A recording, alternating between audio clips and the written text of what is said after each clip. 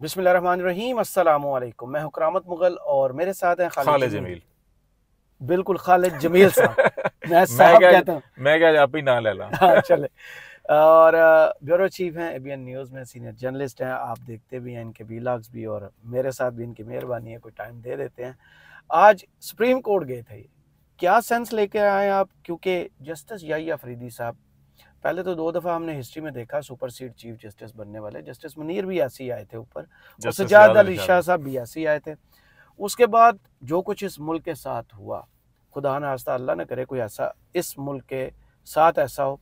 आज माहौल क्या आपने सर देखा कि वो जो दराड़ें थी, वो जो कह रहे थे, एक उधर मुंह सुजा के बैठा है जज, एक उधर पैगाम आ रहे थे सुलह कर लो काजी साहब की तरफ से। क्या कुछ माहौल बेहतर होने की तवक्को है या अफरीदी साहब के बाद? देखिए, मैं वहाँ मुख्तलिफ लोगों को मिला हूँ। जी मतलब जो रिपोर्टिंग करते हैं, रेगुलर जर्नलिस्ट हैं, वो भी मतलब हम एक टेबल पे ही बैठे हुए थे जिसमें तमाम साइड्स के आप कह सकते हैं। सही। मतलब वो इस्लामाबाद वाले भी थे, वो पिंडी साइड वाले भी थे, वो लाहौर साइड रायमंड वाली साइड वाले भी थे, वो लड़काना साइड वाले भी थे। सही। सारे मतलब वहाँ पे जो जिनकी आपको होता है ना कि आपकी एक, हर हम इंसान है ना, जी हमारे पॉलिटिकल व्यूज भी हैं, हमारे रिलीजियस व्यूज भी हैं, हमारे सेक्ट से मतलब हर चीज़ होती है इंसान की जी अपनी है। काम के अंदर क्या रिफ्लेक्शन है क्या नहीं प्रोफेशनली, वो एक डिफरेंट क्वेश्चन है, लेकिन हमारी अपनी मेरी अपनी लाइकिंग डिसलाइकिंग है, आपकी अपनी भी हो सकती है। तो वो सारे एक वो टेबल। दूसरा फिर मैं कुछ जो है कि वकला हजरात भी मुख्तलिफ नुक्ता नज़र रखने वाले वकला, सियासी वाबस्तगी भी होती हैं, कुछ प्रोफेशनल वकील होते हैं लेकिन उनकी अपनी एक थाट्स होती हैं वो भी, और कुछ जो ऑफिशियल्स होते हैं सुप्रीम कोर्ट के, जी उनसे भी मुख्तलिफ, जहाँ पे कोई दुआ अस्सलाम हेलो आई थी, उनसे भी मुलाकातें हुई। 100% ओपिनियन जी कि justice Mansoor Ali Shah no doubt finest professional expert और बेहतरीन तरीन जो है कि इस वक्त ज्यूरिस्ट है पाकिस्तान के, सही। और उनके साथ ज्यादती हुई है। सही। 100% ओपिनियन। वो लोग जो पिछले चंद दिनों से, हफ्तों से, महीनों से मुसलसल लॉबिंग या शोर शराबा भी कर रहे हैं कि नहीं जनाब ये नहीं होना चाहिए और इसको नहीं होना चाहिए, ये नहीं होना, वो भी कहते हैं कि नहीं, कि सिर्फ एक फैसला जो मखसूस नशिस्तों वाला था उसकी बुनियाद के ऊपर हुकूमत नहीं करती है। सही। ठीक हो गया।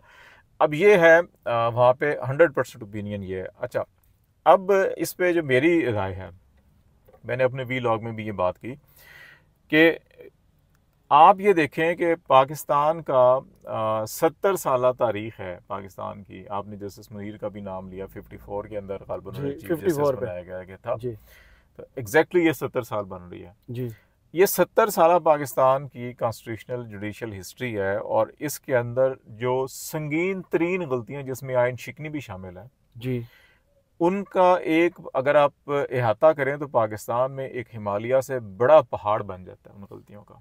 सही।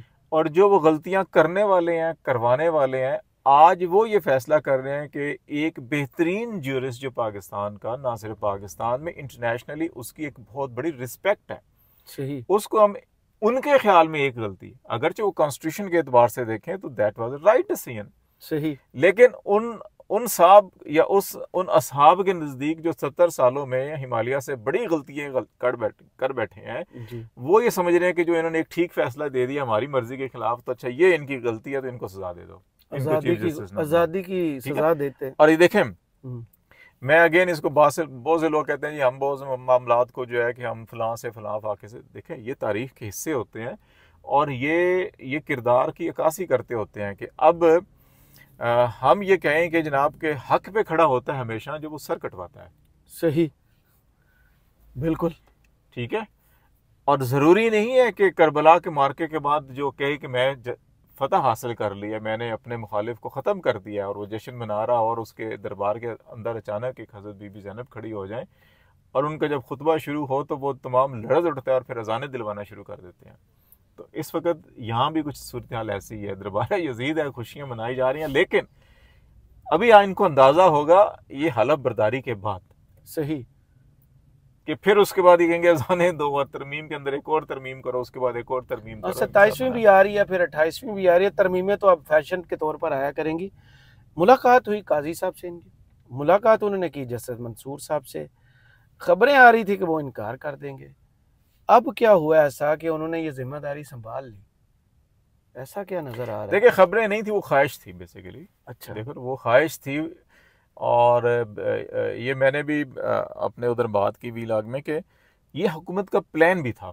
अच्छा। ये ख्वाहिश भी थी किसी की, फिर ये प्लान भी था, और उस बाज़ाब्ता प्लान के तहत जो है कि पहले से ये खबरें चलाना शुरू कर दी ताकि थोड़ा सा जोश दिलाया जाए, होश दिलाया जाए, या गैरत दिलाई जाए। दूसरे अच्छा। बस आम लफ्ज़ों में जो कहते हैं हम के जनाब, जिस तरह से ये कहते हैं ना जी कि ये और ये फलानी जमात बिल्कुल ख़त्म शुद्ध हो गई है जनाब, इनके तो आगे पीछे कोई है ही नहीं है, फलाना नहीं है, टिमकाना नहीं है, और इस किस्म का करके। और जब वो एहतजाज का ऐलान करते हैं तो कहते हैं ओ सड़क किधर गए जी इनकलाबी, निकले ना बाहर। अच्छा निकलो बाहर ताकि ऐसी कोई और कहानी पाई जाए। तो ये वो ख्वाहिश थी और प्लान था कि, और आईनी तरमीम में रखा गया था कि जी ये 3 में से नहीं होगा तो जी अगले सीनियर मोस्ट में उसी बना देंगे कि जी कि अच्छा ये इनकार कर दें या वो इस्तीफे दे दें। सही। दोनों ये इनके पास थे कि ये अगर इनकार करेंगे तो साडा अपना बंदा आ जाएगा, नहीं करेंगे वो दोनों इस्तीफे कर दें तो 2 अपने हो रसी जज मर्जी दे ले आवांगे नीचे जाके। इस्तीफे क्यों देने चाहिए? है मुझे इस चीज की समझ नहीं आ रही कल से कि इस्तीफे क्यों देने चाहिए जस्टिस मंसूर के? ये ख्वाहिश का इजहार क्यों अच्छा किया जा देखो रहा है? देखो वो जिनके ताबे है ना, जी। जिनके ताबे हैं इनकी नजर हमेशा उधर ही जाती है कि वो जो अगर कोई सुपरसीड हो जाए तो वो जो फिर सलूट मारना होता है ना, बड़े ने जी छोटे बिल्कुल ने, सही इसलिए कह रहे इस्तीफे हैं। देके चले जाते हैं। अदालत में तो ऐसा नहीं होता। तो एक ही वोट होता नहीं है नहीं चीफ जस्टिस का भी और नहीं जस्टिस का भी। नहीं, जो मैं कह रहा हूँ ना, जो ये मुतालबा कर रहे हैं, जो जिनकी ख्वाहिश है ना, वो सारे वही ना, या जी जी। ओन या उस माइंड देन, या सिर्फ उधर माइंड देखने सेट ज्यादा इस वक्त हुकूमत का। या उधर देखने वाले सारे जी बिल्कुल। ਜਿਹੜੇ ਉਧਰ ਵੇਖ ਕੇ ਤਾਂ ਇਹਨਾਂ ਦਾ ਕੰਮ ਹੀ ਨਹੀਂ ਸਲੂਟ ਮਾਰਨਾ, ਫਿਰ ਹੀ ਸਲੂਟ ਮਾरते रहते हैं। साफ सलूट साफ सलूट स्लाट सलूट। वो ठीक तो है हमने देखा था जब हाँ, तो मुलाकात करने यहाँ पे सलूट असी पहले मारना उसी में ठीक है। उसी में शिवाजी साहब ने तो सलूट इसलिए वो जो है कि उनका ख्याल था कि जनाब भी कर दें, लेकिन अब जो है सांप सूंघा हुआ है। अच्छा। ठीक है ना, अब वहां भी चेहरे उतरे हुए हैं लोगों के। सही। ਇਹ ਕੀ ਹੋਇਆ ਹੈ, ਇਹ ਤਾਂ ਅਸਤੀਫੇ ਦੇ ਦਿੱਤੇ ਨਹੀਂ ਇਹਨਾਂ ਨੇ। हम्म। ਠੀਕ ਹੈ, ਤੇ ਹੁਣ ਸੋਚ ਰਹੇ ਨੇ ਇਹਨਾਂ ਨੇ ਅਸਤੀਫੇ ਦਿੱਤੇ ਨਹੀਂ ਹੈ। ਹੁਣ ਇਹ ਚੀਫ ਜਸਟਿਸ ਬਣੇਗਾ, ਜੁਡੀਸ਼ੀਅਲ ਕਮਿਸ਼ਨ ਬਣੇਗਾ, ਜੁਡੀਸ਼ੀਅਲ ਕਮਿਸ਼ਨ ਦੇ ਦੋਵੇਂ ਹੋਣਗੇ। ਹੁਣ ਕਹਿੰਦੇ ਨਹੀਂ ਉਹਦੇ ਚ ਲਿਖਿਆ ਹੈ ਕਿ chief justice next to chief justice ਅਗਲੇ 2 ਹੋਣਗੇ ਤੇ ਉਹ ਅਮੀਨੁद्दीन ਸਾਹਿਬ ਤੇ ਮੁੰਦਖੇਲ ਹੋਣਗੇ। ਇਹ ਤੇ ਸੀਨੀਅਰ ਹੈ ਨਾ, ਨੈਕਸਟ ਤੇ ਨਹੀਂ ਹੈ ਇਹਨਾਂ ਦੇ। ਇਹ ਤੇ ਬਸ ਸੁਪਰਸੀਡ ਹੋ ਗਏ ਤੇ ਇੱਕ ਪਾਸੇ ਬਹਿ ਜਾਣਾ ਜਨਾਬ, ਸਿਰਫ बस जो क्या जो पढ़ते रहने लिखते रहने करते रहने थे ये ना हो। लेकिन अगर आप लाहौर हाई कोर्ट के मामले को देखें तो वहाँ जस्टिस आलिया नीलम जब बनी है तो जो सुपरसीड हुए हैं सीनियर प्यूनी जज अभी भी उनके वही हैं। जस्टिस शुजात बाकर अभी भी सब दोनों काम कर रहे हैं। अभी भी ये सीनियर प्यूने यही होंगे और मुनीब भी होंगे और जुडिशल कमीशन में ये होंगे, तीसरे ये होंगे ਤੇ ਚੌਥੇ ਜਿਹੜੇ ਹੈ ਉਹ ਪ੍ਰੈਜ਼ਾਈਡਿੰਗ ਜੱਜ ਸਾਹਿਬ ਹੋਣਗੇ। ਪ੍ਰੈਜ਼ਾਈਡਿੰਗ ਜੱਜ ਤੇ ਹੈ ਹੀ ਕੋਈ ਨਹੀਂ ਅਜੇ ਤੱਕ, ਤੇ ਉਹ ਲਾਣਾ ਜੁਡੀਸ਼ੀਅਲ ਕਮਿਸ਼ਨ ਨੇ ਜੀ, ਉਹਦਾ ਮੈਜੋਰਟੀ ਉਨਕੇ ਪਾਸ ਨਹੀਂ, ਉਹਦਾ ਫੈਸਲਾ ਕਰਨਾ ਹੈ। ਹੁਣ ਜੁਡੀਸ਼ੀਅਲ ਕਮਿਸ਼ਨ ਅਗਰ ਬਹਿਗਾ ਫੈਸਲਾ ਕਰਨ ਵਾਸਤੇ ਤੇ ਉਹਦੇ ਪ੍ਰੈਜ਼ਾਈਡਿੰਗ ਜੱਜ ਹੀ ਨਾ ਹੋਇਆ ਤੇ ਉਹ ਕੰਪਲੀਟ ਹੀ ਨਹੀਂ ਹੈ। ਜਦ ਤੱਕ ਕੰਪਲੀਟ ਨਹੀਂ ਹੋਏਗਾ ਤੇ ਉਹ ਤਕਰਰ ਨਹੀਂ ਕਰ ਸਕੇਗਾ। ਤੇ ਹੁਣ ਉਹਦਾ ਨੋਟੀਫਿਕੇਸ਼ਨ ਅਗਰ ਕਰਕੇ ਉਹਨੂੰ ਬਣਾਉਣਾ ਹੈ ਕਿਸੇ ਨੇ ਤੇ ਉਹ ਕੌਣ ਕਰੇਗਾ? सही। एक और ਹੁਣ ਆ ਗਿਆ ਜੀ ਅੰਡਾ ਪਹਿਲਾਂ ਆਏਗਾ ਮੁਰਗੀ ਆਏ ਤੇ ਇਹ ਹੁਣ ਉਹਨਾਂ ਨੇ 27ਵੀਂ ਤਰਮੀਮ ਕਰਨੀ ਪੈਣੀ ਹੈ ਕਿ ਅੱਛਾ ਕਿ ਪਹਿਲਾ ਜਿਹੜਾ प्रेसिडिंग अफसर होएगा ब्लंडर पर ब्लंडर हो गए। ਉਹ ਜਲਦੀ ਸੁਣਾ, ਬਹੁਤ ਜਲਦੀ ਸੁਣਾ। ਉਹ ਜਲਦੀ ਦਾ ਕੰਮ ਹਮੇਸ਼ਾ ਬਕੌਲ ਕਾਜ਼ੀ ਫਾइज ਸਾਹਿਬ शैतान ਦਾ ਹੁੰਦਾ है। काजी फाइज ईसा साहब के आखिरी 24 घंटे निज़ाम की गारंटी उन्हें कहा जा रहा था, ये इस पूरे सिस्टम की गारंटी है। या अफरीदी साहब इस निज़ाम की गारंटी बनेंगे, या वो जो फरवरी से हम इंतज़ार कर रहे हैं कि वो पटिशन पड़ी है, बल्ले के निशान के बाद जो कुछ हुआ, छीनने के बाद इलेक्शन छीना गया, चोरी किया गया, वो पटिशन पड़ी है, वो लगाएंगे। देखें अभी जो सारी सेंस है या क्रक्स है 26वीं तरमीम का, वो तो है ही यही कि ये सारे मामलात वो बेंच जो कॉन्स्टिट्यूशनल बेंच है वो सुनेगा। होंगे तो चीफ ठीक है, जस्टिस सुप्रीम कोर्ट से ही ना? नहीं, वो होंगे ना, लेकिन उसमें जो है कि जो इनका ज़ेन है जो आज भी वहाँ पे जो हुकूमती सारे चाबी वाले खिलौने काम करेंगे कि जी कि वहाँ पे अमीनुद्दीन साहब की सरबराही में बनाया जाएगा। ख्वाहिश है ना कि अमीनुद्दीन साहब हो, अगले सीनियर, उसके बाद नेक्स्ट 2 सीनियर होंगे ना जो सरबराह होगा। उसमें कौन है? मंदोखेल साहब जी, मोहम्मद अली मजहर। ठीक है, 3 हो गए। अब 3 जो है कि एक पंजाब से हैं, एक बलूचिस्तान से हैं, एक सिंध से हैं जी। केपी रह गया तो या तो ये यहिया साहब की सरबराही में करेंगे केपी डालने के लिए जी। अगर लेकिन अगर अमीन साहब की ख्वाहिश है अमीन साहब का करें हम, तो अमीन साहब का करेंगे तो फिर मुसद्दे लाली है केपी से जी, वो आ जाएंगी। तो ये 4 हो गए। 5वां जो है कि इस कंपोजिशन में अतर मिनल्ला साहब को भी कर देंगे। अच्छा, ये इस्लामाबाद की वफाक की भी नुमाइंदगी है, नहीं भी है तो अच्छा किसी और सूबे तो एक और पा दो, ठीक है, और नहीं अफगान साहब रह जाएंगे ना फिर, हाँ चले, ठीक है, उनकी अपनी तो टीम है, इस किस्म की कंपोजिशन उनके उनके ज़हन के अंदर है कि अच्छा उसके पास जाए। लेकिन असल जो इशू है ना वो वही है कि ये सारे के सारे मामला जो कादी फैज़ साहब पिछले 1-2 हफ्तों में करके गए हैं, बिलखसूस जो सदारती हुक्मनामा था प्रैक्टिस एंड प्रोसीजर एक्ट का, उसके बाद फुल कोड लीगल रिक्वायरमेंट थी जी, जिसके ऊपर जस्टिस मुनीब ने भी, जस्टिस मंसूर ने भी ख़त भी लिखे और वो नहीं किया उन्होंने। तो मेरा ख्याल है कि ये जब ये लीगल रिक्वायरमेंट अब आएगी, क्योंकि अगर उसके तहत भी और अभी इस आइनी तरमीम के तहत भी जो है फुल कोर्ट आनी है जिसमें रूल ऑफ बिजनेस के अंदर भी आप as per according to amendment जो अपनी एडजस्टमेंट करनी है ना, आप ये जब करने बैठेंगे तो वो मामला स्टार्ट ही उन खतूत से होगा जो 4 खतूत पड़े, जो उन खतूत से होगा। तो शाह फिर साहब के और 2 जस्टिस मुनीब के, तो फिर जो आज हवाइयाँ उड़ी हुई थी ना बहुत से लोगों की वहाँ पे, उसकी वजह भी यही थी।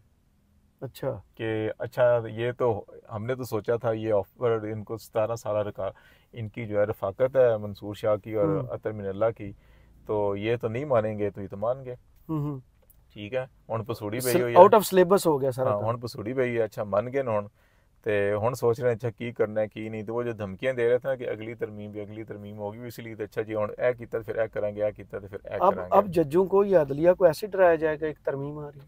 हाँ जी, तो और की उन्होंने यही कहा सी ना कि तुसी साडी बका दा मसला हैगा तो असी आयन कानून गैरत शरत इखलाकियात सब भूल जावांगे। तो ये देख लो 2 साल से यही हो रहा है पाकिस्तान। सबसे बड़ा चैलेंज क्या नजर आ रहा है आपको जस्टिस याही अफरीदी के लिए? सबसे बड़ा चैलेंज ये है कि सुप्रीम कोर्ट जो अमलन तबाह बर्बाद हो गई कादी फैज़ल साहब के दौर के अंदर, जहाँ पे अब फैसलों के अंदर जातियात पर हमले किए जा रहे हैं, उन्होंने मिसालें कायम की हैं उन्होंने। अब चीफ जस्टिस ऑफ पाकिस्तान जो है वो जाते जाते मतलब कि वो महल्ले दी कहते ना फुफे कुटनी पंजाबी वाले समझते हैं, फिर उर्दू वाले माइंड करते हैं यार क्या पंजाबी में सारी बातें करते हैं, तो वो समझ नहीं उस तरह जो है वो कोसने दे रहे हैं फैसलों के अंदर। सही। और फिर हसन रजीव साहब को उसमें जवाब में लिखना पड़ा कि आज उन्होंने आईना दिखाया। अच्छा, अब ये जो मामला है, अच्छा ये मामला अब एक जज साहब लिख रहे हैं कि आप मिसकंडक्ट कर रहे हैं जी, being a chief justice of Pakistan. जी बिल्कुल। अच्छा, अब इसी की बुनियाद के ऊपर काजी साहब ने वो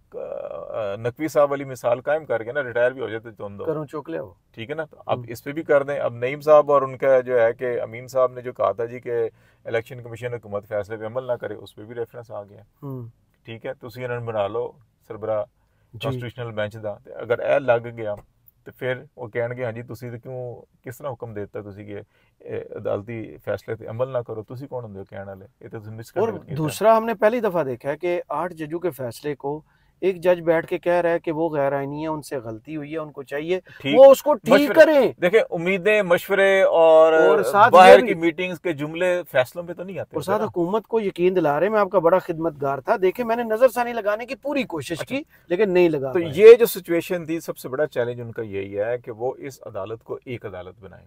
सही, ठीक है, और अच्छा उसको बनाने के लिए भी आपको फुल कोर्ट बुलानी पड़ेगी। Absolutely, absolutely. अब जब उसको बुलाएंगे तो आपकी मेजॉरिटी जो है, वो जो जस्टिस मंसूर का ये मुनीब का खत है वो उनका जाती खत नहीं है, वो सुप्रीम कोर्ट की वो एक जो कलेक्टिव विजडम थी उसके और कानून और आइन के तनाजुर के अंदर खतूत है।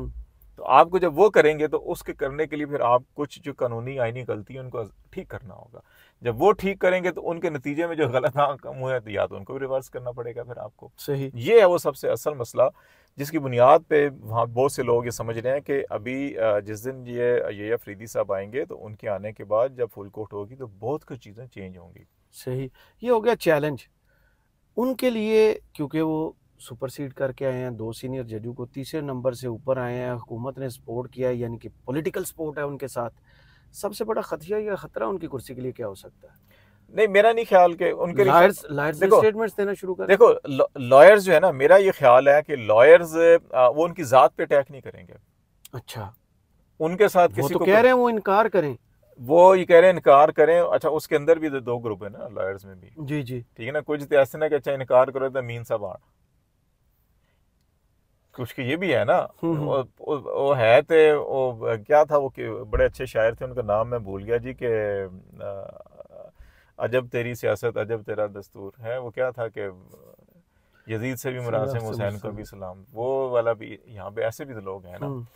तो असल में मुझे जो लगता है वो जैसे पीटीआई ने कहा ना जी, हमें इनकी ज़ात से कोई नहीं है, हम जो भी चीफ जस्टिस होगा उसके साथ चलेंगे। ठीक सही। है। वकला और ये जो पिटिशंस आएंगी, ये कॉन्स्टिट्यूशनल पिटिशंस आएंगी, उस प्रोसेस को जो पॉलिटिकल इंटरवेंशन है जजेस की तकर्री के अंदर या बेंचेस की तश्कील के अंदर, हम्म। आपने एग्जेक्टिव और मुकन्ना को डाल दिया ना उसके अंदर। जी। अगर अब जितने भी कॉन्स्टिट्यूशनल केसेस होंगे या पॉलिटिकल या लीगल केसेस होंगे, वो किससे मुतल्लिक है? हम्म। इस एग्जेक्टिव या लेजिस्लेटर से है ना। बिल्कुल। तो वो बैठ के फैसला करेंगे हमारा मुकदमा कौन सुनेगा। हम्म। ये जो है मुफादात का टकराव, और फिर दूसरा जो है कि ये इंटरवेंशन है बाहर हम्म। से। जो भी पिटिशंस आएंगी सारी की सारी, वो क्योंकि वो होगा मुतासरा फरीक, 5 जज जी। बेनिफिशियरी हैं, वो कैसे सुन सकते हैं इस मामले को। तो ये जो बेसिक कॉन्स्टिट्यूशन होगी, ये मेरे ख्याल फुल कोर्ट सुनेगी, फुल कोर्ट सुनेगी। सब बैठेंगे, 15 16 17 18 सब बैठ के इस पे जो फैसला करेंगे, वो जो फैसला होगा उसके अंदर ये 26वीं तरमीम मेरा ख्याल है ब्रॉडर सेंस के अंदर रहेगी। इसमें जो शरिया से मुतालिक बहुत सारी और अच्छी चीज़ें भी हैं इसके अंदर, लेकिन ये जो इंटरवेंशन है ना, जी। ये घुसपैठी है ना, जो सुप्रीम कोर्ट में आके जिन्होंने इशारा पे हाथ रख लिया कि पेन अपने हाथ से फाड़ लिया कि तुम कुछ नहीं कर सकते। सही। मेरा ख्याल है इन दो हाथों को वो खींच के पीछे कर देंगे, बाकी चीज़ों को कहेंगे ये आप चलने दें। सही। तो सबसे एक तो अच्छी आज खबर आई कि ज़मानत हो गई, रिहाई नहीं हो पाई, रोक कर जारी नहीं हुआ बुशरा बीबी का। इमरान खान के लिए अब चीफ जस्टिस का बदलना, क्योंकि काजी फायज ईसा साहब वो जो कहते थे ना ये 3 लोग हैं मिल के ये सारा सिस्टम, उसमें से एक करैक्टर अब निकल गया, यही अफरीदी साहब अब आए हैं। इमरान खान के लिए कोई अच्छी खबर अब आ सकती है, क्योंकि सुप्रीम कोर्ट में उनके केसेस तो सुने नहीं जाते थे, ये बाइसनेस होती थी। 2 कैरेक्टर चले गए ना। अच्छा, दूसरा सामने नहीं था ना।